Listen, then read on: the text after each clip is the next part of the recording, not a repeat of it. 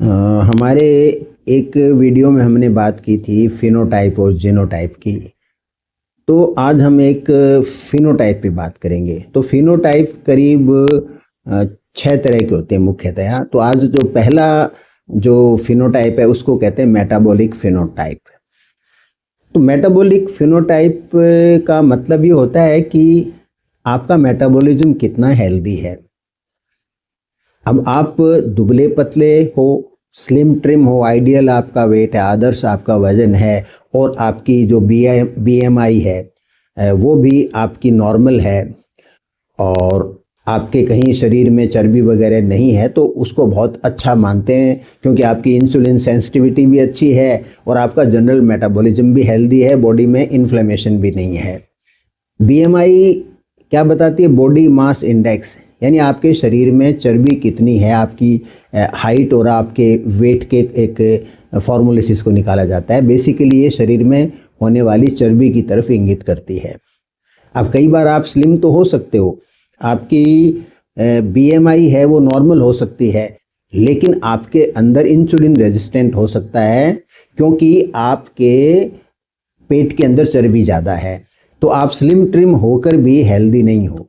इसी तरह से कुछ लोग हैं जो शरीर से थोड़े भारी होते हैं और उनकी जो बीएमआई भी थोड़ी हाई होती है, लेकिन वो फिर भी हेल्दी होते हैं क्योंकि उनमें इंसुलिन रेजिस्टेंस नहीं है, उनकी बॉडी इंसुलिन को लेके सेंसिटिव है, उनके जो कोलेस्ट्रॉल है उसका लेवल भी सही है और वो ओवरऑल मस्कुलर ज़्यादा हैं और उनके एब्डोमेन में फैट कम है, ऑर्गन्स के चारों तरफ चर्बी कम होती है।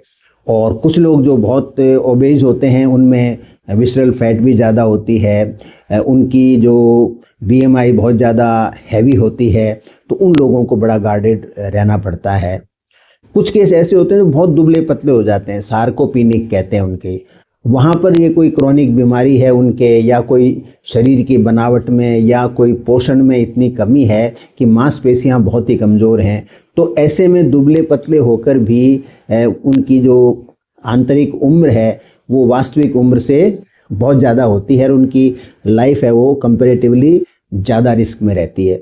तो इस तरह से मेटाबॉलिक फिनोटाइप हम कैसे नज़र आते हैं और हम कैसे हैं अंदर से, ये बड़ा महत्वपूर्ण है और इसके बारे में जो आपको अपनी जानकारी रखनी चाहिए। बीएमआई आपको अपनी कैलकुलेट करनी चाहिए और आपके पेट की जो चर्बी है उसका विशेष ध्यान रखना चाहिए और मांसपेशियां हैं उनकी मजबूती के ऊपर आपको कार्य करना चाहिए।